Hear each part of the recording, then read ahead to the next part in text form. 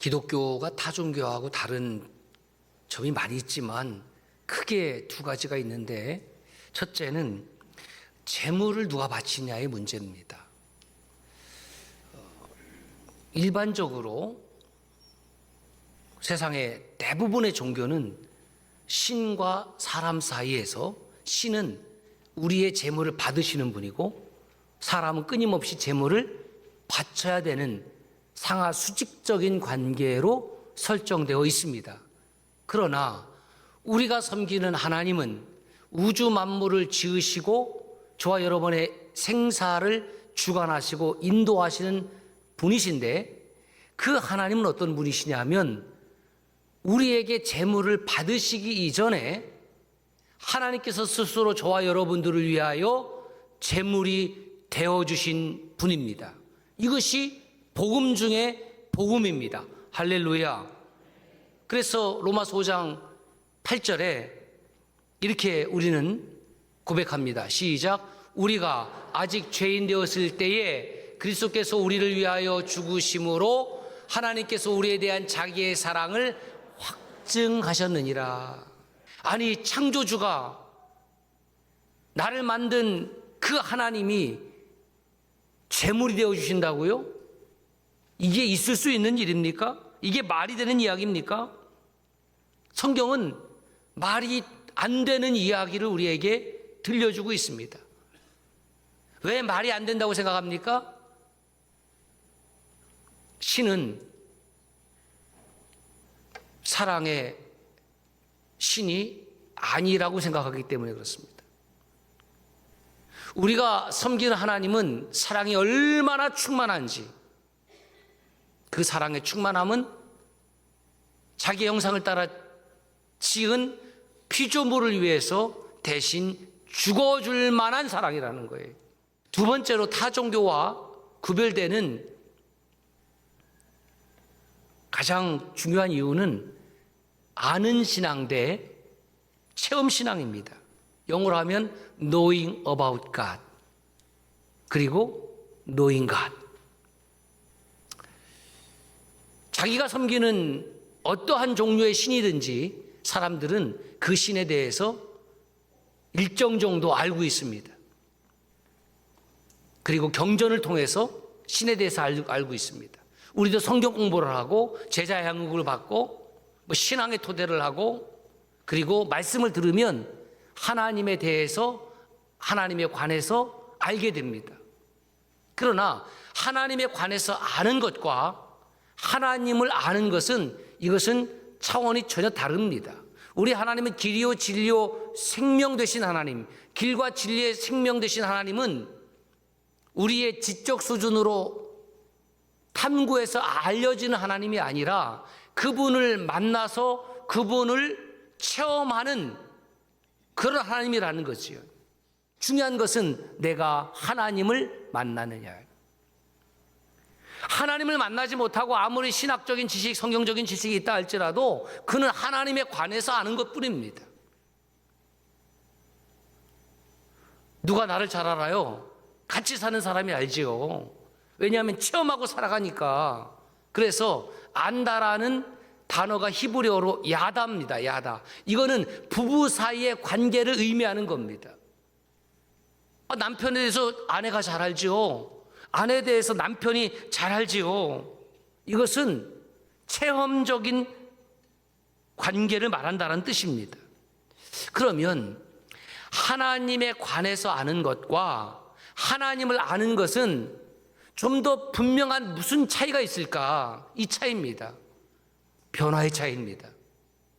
하나님에 관해서 아무리 많이 알아도 그 하나님에 관한 지식이 자기의 삶을 변화시키는 건 아니에요.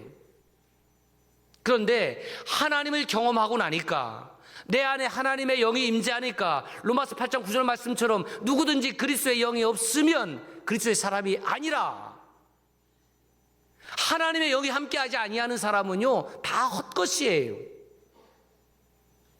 불쌍한 겁니다. 내가 부족하고 연약하지만은 나 같은 죄인을 위해서 하나님 사랑해 주시고 내 안에 임재하신다고 하면, 여러분 세상을 향해서 담대하게 예수 이름 앞세워서 승리의 삶을 살아갈 수 있을 줄로 믿습니다. 내 능력과 내 힘으로 살아가려는 사람들은 하나님 예배할 필요 없어요.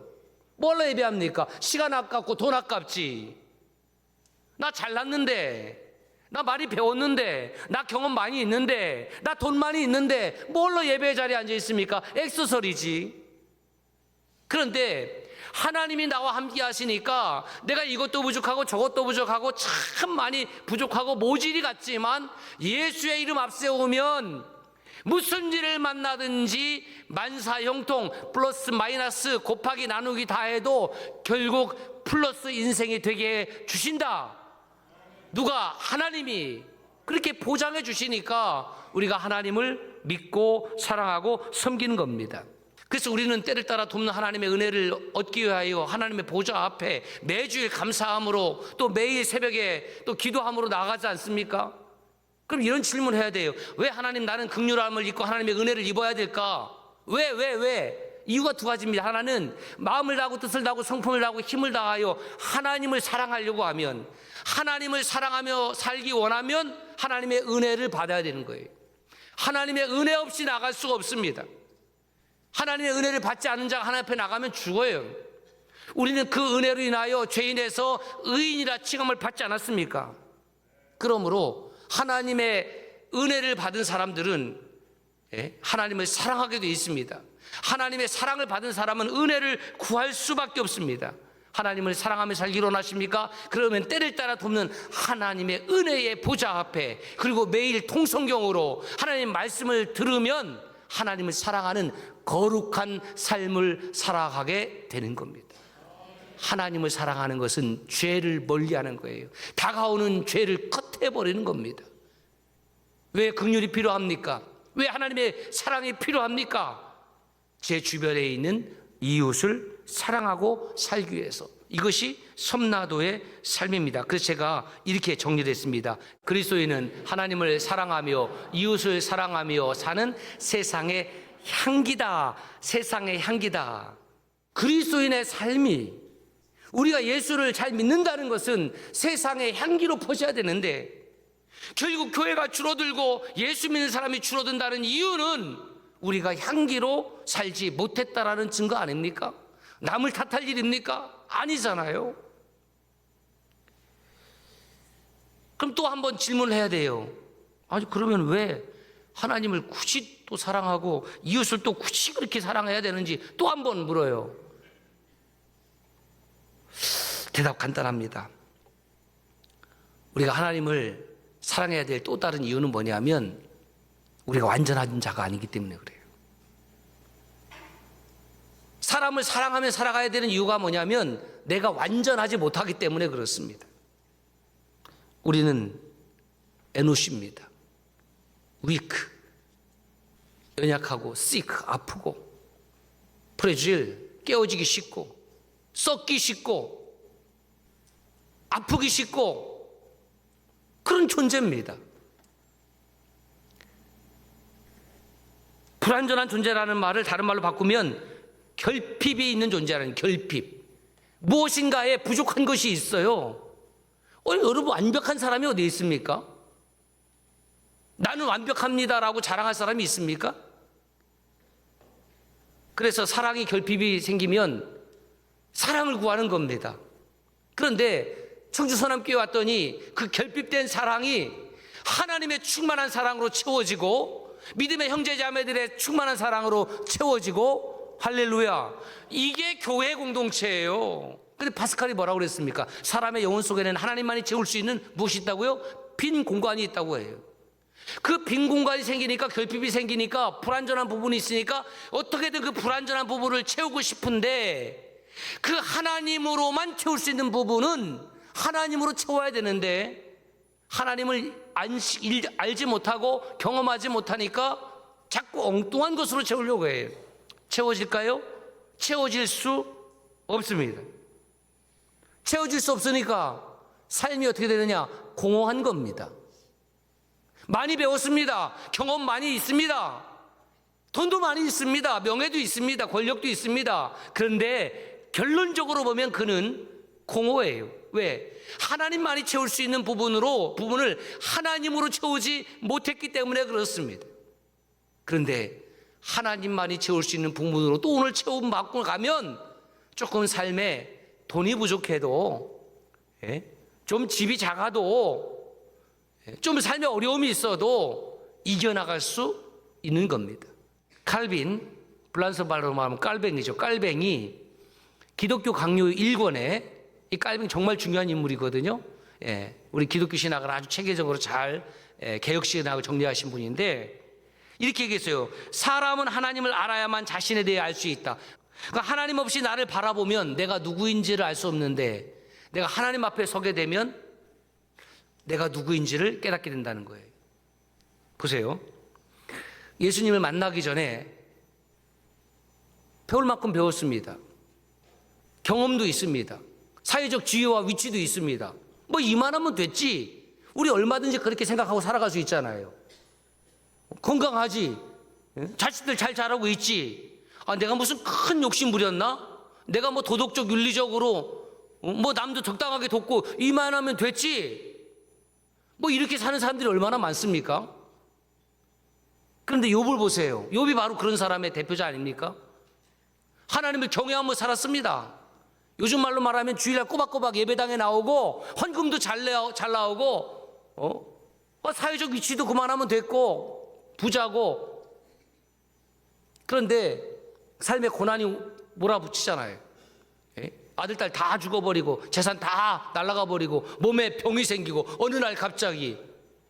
여러분, 우리 가운데에 어려움 생기는 분들은 한결같이 갑자기 그랬다는 거예요. 그래서 제가 이렇게 묻습니다. 그럼 갑자기 그러지?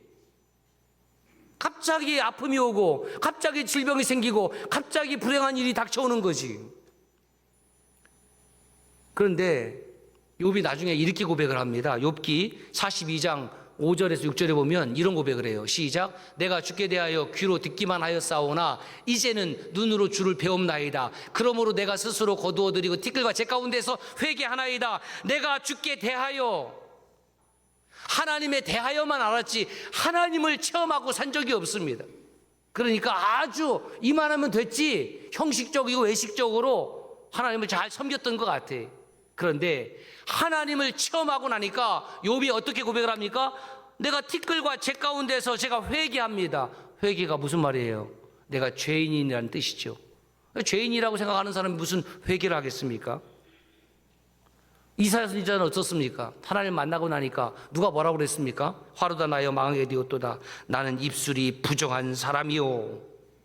나는 부정한 사람이라는 거죠.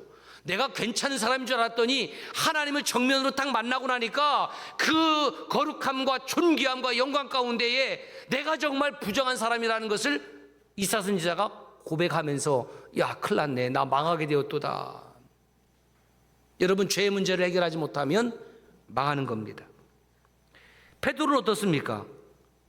고기 못 잡다가 진유 때문에 고기 왕창 잡았잖아요. 그러면 그 시선이 어디로 가야 됩니까? 주님 말씀 듣고 고기 많이 잡았습니다. 8대2 할까요? 7대3 어떻습니까? 왜? 그 주님 말씀 들었으니까 주님도 좀 떼어드려야 될 거 아니에요. 인간적으로. 그런데 그의 시선이 그 고기에, 물고기에 가는 것이 아니라 자기 자신을 향해 갑니다. 주님이 뭐라고 말씀하신 적이 없습니다. 너 죄인이야. 그런 적이 없어요. 시몬 베드로가 어떻게 고백하는지 아십니까? 누가복음 5장 8절에 이렇게 고백을 합니다. 시작. 시몬 베드로가 이를 보고 예수의 무릎 아래에 엎드려 이르되 주여 나를 떠나소서 나는 죄인이로소이다. 아니, 죄인이라고 한 적도 없잖아요. 여러분에게 누가 옆에서 야, 이 죄인아 그러면 뭐라고 할 거예요? 아휴, 어떻게 하셨어요? 제가 정말 죽을 죄인입니다. 그럴 분이 있어요? 어디다 대고 죄인이래. 너는 그게 우리 인간이 가지고 있는 본성 아니겠습니까? 그 예수님을 만나고 나니까 내가 죄인이라고 스스로 고백을 하고 나를 떠나주세요. 왜? 그 거룩하심 앞에 견딜 수 없으니까. 그런데 주님이 자기의 죄를 십자가에서 해결해 주신 다음에는 베드로는 주님을 떠날 수 없었고 십자가에 돌아가신 죽으신 주님을 묵상하며 자기도 거꾸로 십자가에서 순교한 사람이 베드로입니다. 내가 이만하면 됐습니까의 최고봉을 꼽으라고 그러면 바울이죠. 바리새파 사람, 열심히 신앙생활하는 특별한 사람들, 그게 바리새라는 뜻입니다. 그리고 당시 최고의 학문적 스승이었던 가말리엘의 문화입니다. 가말리엘. 예? 가말리엘.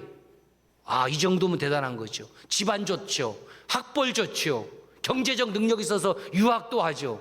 뭐 부족한 것이 없어요. 그리고 신앙적으로 매우 열심이죠. 그런데 다메섹 도상에서 누구를 만납니까? 예수님을 만난 거예요. 예수님을 만났더니 사도 바울이 디모데전서죠. 디모데전서 1장 15절에 보면 뭐라고 합니까? 내가 어떤 사람이라고요? 죄인 중에 내가 괴수다. 주님을 만나고 나니까 그렇구나. 내가 죄인이구나. 이러한 죄인을 위해서 도대체 누가 죽었다는 말입니까? 그가 죽었습니다. 그분이 죽었습니다. 우리는 신앙생활하면서 자꾸 본질이 아닌 것에 시선을 빼앗기고 우리의 귀를 빼앗깁니다.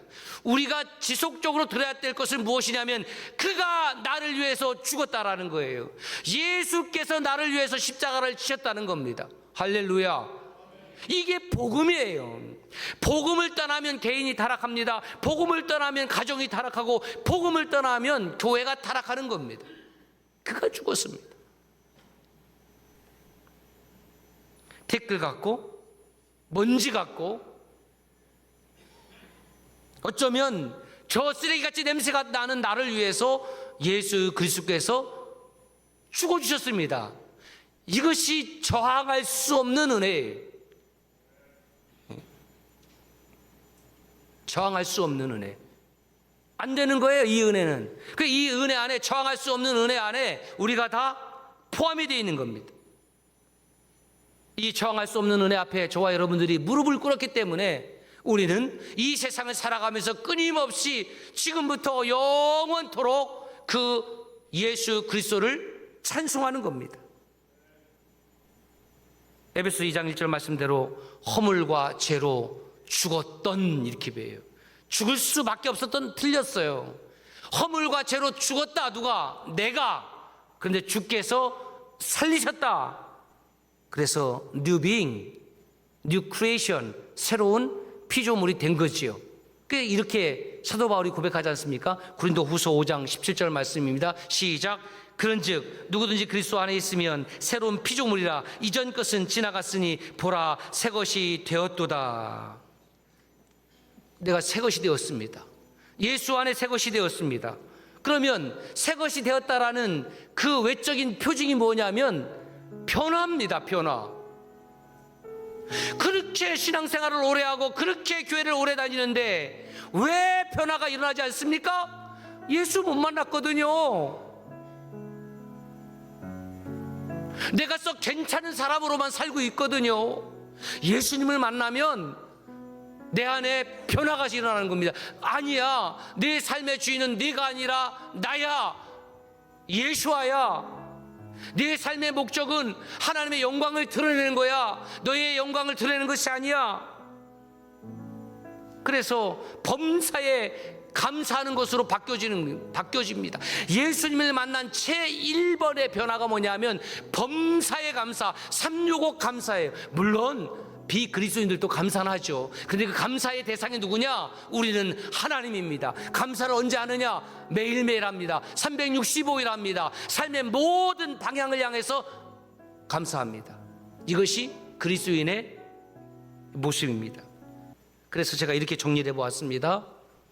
시작. 예수 그리스도에 저항할 수 없는 은혜를 받은 사람은 삶의 전 방향에서 영원토록 하나님께 감사를 드린다. 그러나 모든 것을 당연함으로 여기는 삶에는 저항할 수 없는 은혜도 없고 측량할 수 없는 감사도 없다. 사랑하는 형제자매 여러분, 그리스도에는 두 부류가 있는 것 같습니다. 항상 감사하는 사람이 있고 생각나면 감사하는 사람, 때때로 감사하는 사람. 여러분은 어떤 유형의 사람입니까? 오늘 하나님 말씀에 누가 감사하는 자로 살고 있는지 세 절을 통해서 말씀합니다. 15절 보세요. 그리스도의 평강이 내 마음을 주장하는 사람. 그렇습니다. 히브리어로 샬롬, 그리스어로 에이레네, 평화, 평강, 평안. 하나님께서 내 안에 평강을 주신다. 무슨 뜻입니까? 내 안에 세상에서도 얻을 수 없는 잔잔한 기쁨으로 가득한 겁니다. 그 내적인 잔잔한 기쁨이 가득해서 타고 흘러 넘칠 때 그 외적인 모습을 감사라고 하는 거죠. 그렇다면 내적인 기쁨 없이 외적인 감사 해봤자 하나님 받지 아니하십니다. 그러므로 오늘 이 주일을 맞이해서 또다시 하늘문을 여시고 하나님께서 여러분의 영혼 속에 부으시는 그 놀라운 평안에, 그 놀라운 은총이, 그 놀라운 기쁨이 가득하시기를 주의 이름으로 축원합니다. 두 번째, 누가 감사할 수 있느냐? 하나님의 말씀이 풍성히 거하는 사람. 깨달았어요. 그렇구나. 내가 요즘 왜 감사가 없었느냐? 하나님의 말씀을 읽지 않았고, 내가 왜 감사가 없었느냐? 하나님의 말씀을 버렸고, 버린 것은 듣지 않은 거예요. 홍수시대에 마실 물이 없는 것처럼 말씀이 넘쳐난다고 해서 다 생명을 얻는 것이 아니라 그 말씀을 내가 사모하지 아니하고 주의 깊게 듣지 아니하고 다시 믿음의 형제 자매들과 목원들과 리스피치를 하지 아니하면 여러분들은 말씀을 받은 것이 아니라 말씀을 버린 겁니다. 하나님의 말씀이 풍성히 내 안에 거하면 그 말씀이 나를 사로잡아서 정말 365일 감사할 수 있는 사람으로 살아가게 됩니다. 어떻게 하면 감사할 수 있느냐? 감사자가 되는 17절, 무엇을 하든지 주 예수 이름으로 하는 사람. 내 이름을 앞세워서 주님의 일을 하는 사람 치고 감사하는 사람 못 봤습니다. 왜? 나 칭찬받아야 되거든요. 나 다른 사람보다 잘났다고 이렇게 떠받들어 줘야 되거든요. 그러니까 자기 이름을 내기 위해서 그렇게 열심히 일을 하는 거예요. 그래서 교회에서 목사님이 안 알아주고 장로님이 안 알아주고 권사님도 몰라주고 그러면 막 입이 대빨 나와서 삐지고, 나 이렇게 헌신했는데, 나 이렇게 했는데, 이거 아니에요. 우리가 하는 모든 행위는 주 예수 그리스도의 이름을 앞세워서 하는 행위입니다. 예수의 이름 앞세워서 찬양하고, 예수의 이름 앞세워서 말씀을 전하고, 예수의 이름을 앞세워서 헌신하고, 그곳에 오직 하나님의 영광만이 드러나는 줄로 믿습니다. 나는 죽고 예수의 영광이 나타날 때에 그 사람이 정말 믿음의 사람이고 그 교회가 진짜 교회지. 어떻게 사람의 영광이 드러나는 것이 교회일 수가 있습니까? 내가 한 것이 아니라 주님께서 하셨습니다. 이 명제를 아멘하려면 이렇게 생각하시면 돼요. 지금까지 살아온 인생을 다시 돌이킬 수 있다면, 5년 전으로 10년 전으로 돌이킬 수 있다면 과연 지금의 내 모습이 일 수 있는가? 저는 자신 없어요. 못해요. 안 돼요. 그렇다면 이것은 내 능력으로 된 것이 아니라 하나님의 전적인 은혜로 된 것이니 마땅히 하나님께 감사드려야지. 자기의 힘과 능력으로 여기까지 왔다고 생각을 하니까 감사 없지요. 나한테 감사해야지. 아닙니다. 그래서 사도 바울이 이 유명한 메시지를 남겼습니다. 데살로니가전서 5장 18절 시작. 범사에 감사하라. 이것이 그리스도 예수 안에서 너희를 향하신 하나님의 뜻이냐. 너희를 향하신 하나님의 뜻, 나를 향한 하나님의 뜻이 뭐냐면 하나님 안에서 감사하는 자는 평안의 삶을 살아간다. 평안의 삶을 살아간다. 솔로몬 왕이 이렇게 말합니다. 채소를 먹으며 서로 사랑하는 것이 살찐 소를 먹으면서 서로 미워하는 것보다 나으니라. 여러분, 감사는 태도이기도 하고 인격이기도 하고 그것을 넘어서 신앙입니다. 저와 여러분들이 드리는 감사의 모습, 그 모습이 바로 저와 여러분들의 적나라한 신앙의 모습이고 믿음의 수준이라는 겁니다. 전방향으로 오늘 감사합시다. 오늘의 감사가 내일의 감사로 이어지고 365일의 감사로 이어지고 이 땅의 감사가 천국의 감사로 이어지는 저와 여러분들 되시기를 주의 이름으로 축원합니다.